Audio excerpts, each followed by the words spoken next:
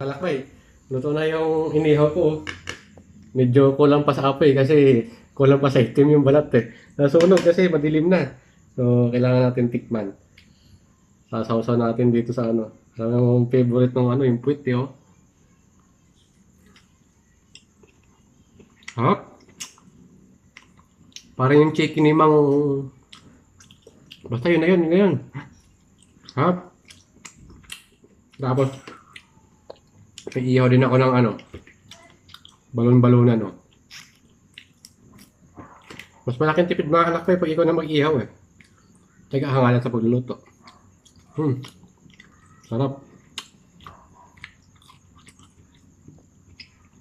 Meron naman tayong ano, salad.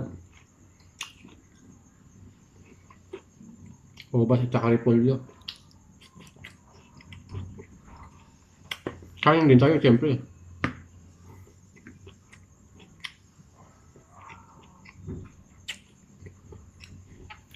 Okay na.